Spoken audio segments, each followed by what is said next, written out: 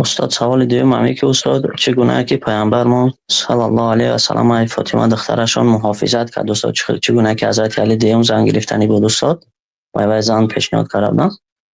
خدا سوال میتون استاد. استاد هر شخص، هر پدر استاد حق دارد که از فرزند خود، از دختر خود دفاع کند. مثال وقتی که شوهر فرزند، شوهر دخترش استاد آدمی بد باشد، مثال میزند یگون کارهای بد میکنه استاد، پدر حق دارد از فرزند خود دفاع کند استاد.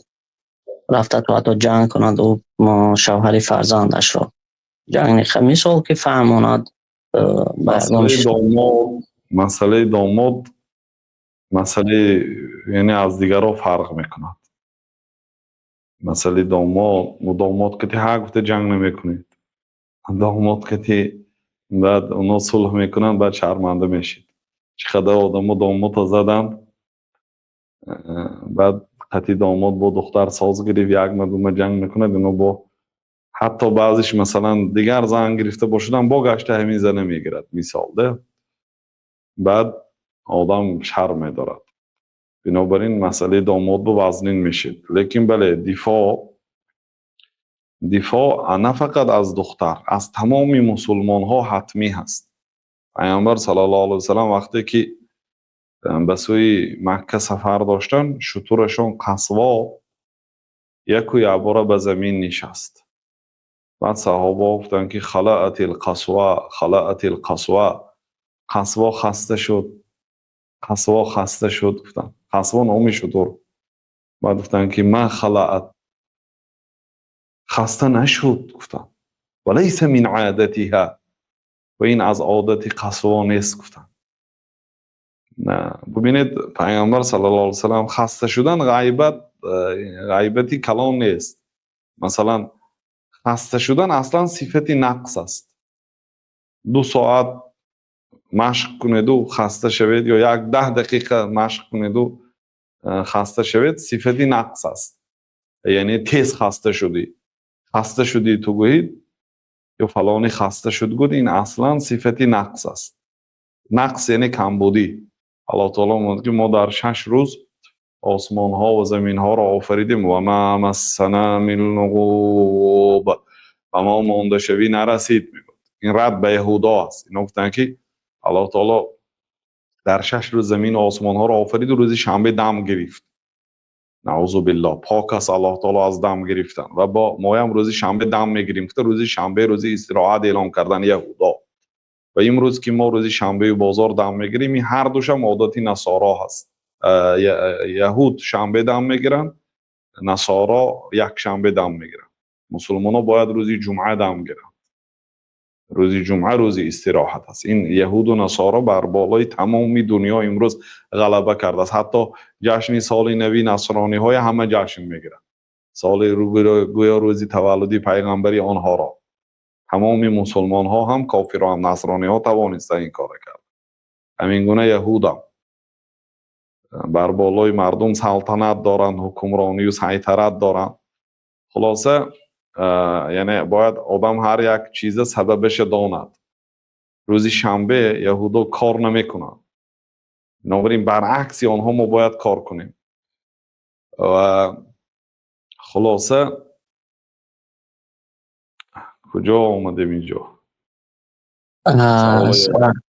سوال همه که پشتیبانی از فرزند استاد شما گفتن. مقصد همین که پیامبر صلی الله علیه و سلم از شتر پشتیبانی کردن.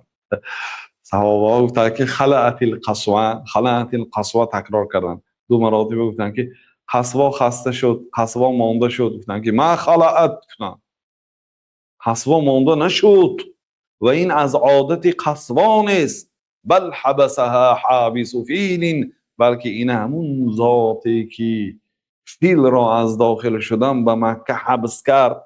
فیل ها قطع ابرهه و اهل یمن آمده کعبه ویران کردنی بودن در زمانی که پیامبر صلی الله علیه و سلم تولد شده بودن، ولی سال فیل میگفتن اون ساله.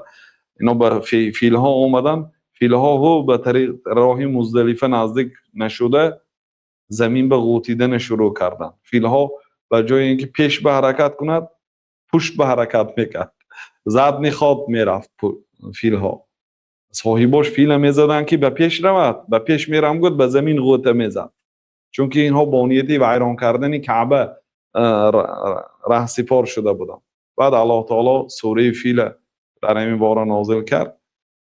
طیرا ابابیل فرستان، پرنده های فرستان، اونها در دهانشان یک سجیل، اصلش کلمه فارسی از سنگ و گیل، یک مثل نخود از لای پخته آماده شده بود، عبارت از سنگ و از گیل، با همون سنگچه ها زدن. اینها از بالا پرنده ها گروه گروه آمده سنگ پرتافتن، اون سنگ آمده کلاهی عسکر را سوراخ کرده، گلویش را سوراخ کرده، زانویش را سوراخ کرده، فیل را سوراخ کرده، به زمین میدارن. فجعلهم کعصف معکول، آنها را مانند برگ کرم خوردگی بارین کرد، همه جاشان سوراخ و شکاف، میخی هلاک شدن. همون فیل را الله تعالی از حرکت به سوی مکه باز داشته بود. بنابراین پیامبر صلی الله علیه و سلم گفت که بل حبسها حابس فیل، بلکه این حابس فیل یعنی من کرد، یعنی ذاتی که فیل ها را از حرکت من کرده بود، همیشه طوری من قصوا را هم الله یعنی دیگر از حرکت باز استاند، خیلی خسته نشد. گفتم در زیر همین حدیث علامه بکر ابو زید الله رحمت کند گفتند که از دیگرها اول نقل کردن از فتح الباری و دیگر کتابا، در این حدیث میبینیم که پیامبر صلی الله علیه و سلم از یک جانور دفاع کردن. وقتی که مردم تهمت کردن، اگرچه مثلا قصدن نبود تهمتی آنها میخواد گمان کردن، گمانی بد کردن، پیامبر صلی الله علیه و سلم از شتر دفاع کردن.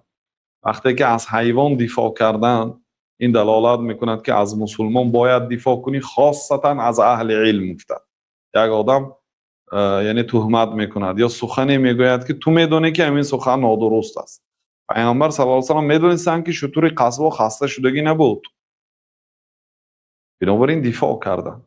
بنابراین دفاع فقط از دختر و پسر نمیشد، دفاع از تمامی مسلمانان میشد، خاصتا اگر پیامبر صلی الله علیه و سلم کسی حقارت و دشنام دهد، دفاع کردن علما میگن فرض عین است. این فقط وظیفه داملاهای و علمداران است، هر یک آدم باید از پیغمبر صلی الله علیه و سلم دفاع کند. یک آدم پیغمبری شما را تهمت کند، هر یک کس باید به قدر امکانیت دفاع کند، باید که این گپ نادرست است. من امروز همه امکانیت چه دارد به واسطه کامنتاری نوشتن اقلم. خلاصه دفاع یعنی که خاصی فرزند نیست، الا اگر ناحق باشد، فرزند شما ناحق باشد، در این صورت دفاع نمی کنید، جانبی ناحق نمیگیرید، جانبی حق میگیرید. برای این دانستن در کار که کدام اینا حق هستند، کدام اینا ناحق هستند. مثلا یک طرف گوش کنید، دخترتان گوش کنید، در نظرتان داماد بدترین آدم است، لیکن داماد گوش کنید، بعد میفهمید که دخترتان بدترین آدم است. بنابراین یگان تاش گوش کردن ممکن نیست، هر دوش گوش کردن در کار ضرورت شود. لیکن ها گفته بین زن و شوهر خازگی کردن و در هر یک کلان و خرد بین آنها نصیحت کردن و در آمدن خوب نیست. دیگر اکن توکل به الله، دختر نصیحت میکنید، مادامی که جنگ و جنجالی که بین آنها میشد یعنی صبر کرده برداشت کرده میشده باشد. حالا یک زنک شوهرش شکایت کرده است، دختری جوان و مادرش که شوهری من خیل میکنه، شوهری من خیل میکنه، ای گفته است پدری تو چی کارایی نمیکرد، به خاطر شما من صبر کردم. یک زنک شکایت کرد شوهرش که بینهایت بسیار میزده است، یگان جای بدنش صحت نیست و هر یک ضربه های او احتمالی هلاک شدنش هم هست و احتمال بیماری های سخت شدنش هم هست. 13 سال گفت 18 سال صبر کردم. بعد من گفتم آخی برای چی جدا نشدی؟ یعنی که مادامی که اینقدر ظلم میکند و کشتنبار میزند، برای چی جدا نشدی؟ میگه 2 خواهر داشتم، حالا اونا شوهر نکردگی بودن، اگر من جدا شده روم، یعنی مردمی تاجیک و ازبک و خیلی چی ها دارن، یعنی اپش جدا شده آمدگی، مادرش یک وقتی از شوهر اولش جدا شدگی. گفته همین خیلی آدمی که در عائله یک کس اگر جدا شده باشد، یعنی دختری و یک کلی نمی کردگی های هم هست. همین به خاطر دو خواهری خوردیم که حال شوهر نکردگی بود صبر کردم. وقتی که اونها شوهر کرده شد بعد جدا شدم. یعنی گاه ها بعضی زنها ظلم های وزنین صبر میکند به خاطر دوراندیشی و به خاطر دیگر چیزا. خلاصه بعضی وزنینی های صبر میکنید، یعنی کسی دخترش آمده شکایت کند در هر یک معده کلان در مابین داماد و کلین در آمدن کار خوب نیست. یعنی بهتر است دیگر راه ها کتی حل کرده شد. الله اعلم. با وضعیت نگاه میکنید مسئله چی است؟ یعنی گپ درباره چی میرد؟ اگر مهم باشد بله، مهم نباشد همون هم بهتر است مثلا یگان دیگر کس رود یگان نزدیکاش یا بگذار از نزدیکای کلین از نزدیکای داماد حل کند خوبتر است. برای آنکه بعضی جوانان پرینسیپ به کار میکنند، ولی پدری تو من زنگ زد، ولی پدری تو من برهنشون میتید بعد پرینسیپال ظلم زیادتر میشد، یعنی کار نتیجه بد دادنش ممکن. الله تعالی گفت که ولا تسبوا الذين يدعون من دون الله فيسبوا الله عدوا بغیر علم. شما خداهای مشرکای حقارت نکنید. و مسلمانان مشرکا بود داشتن، بتاشون عبادت میکردن، مسلمانان بتای یک گذره حقارت کرده میگذاشتن. الله تعالی گفت که شما بتهای آنها را حقارت نکنید، چون که در نتیجه آنها الله تعالی را حقارت میکنند. سبب کی شد؟ سبب مسلمانان. یعنی شما شاید دفاع میکنم گفته سخت‌تر گپ میزنید، بعد در نتیجه دخترتون با ظلم میکنه. این خیلی هم شدنش ممکنه، نتیجه هاش هم فکر کنید. بله. تشکر زیاد استاد.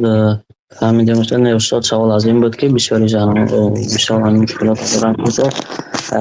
بعضیشون اصلا معرفی استاد بعد از میتونن همین سبب سوال بود که آیا پدرهاشون میتونن که مثال حداقل جنگ نه مثال به خوبی فهموندن حق دارن به شوهر اونها. از همین سبب تشکر زیاد استاد. الله مهربان نگهبان تمام شد. آمین. رحمت. امید میکنم که خیلی فهمیدید. بله. در حق ما دعا باشید. سلامت باشید.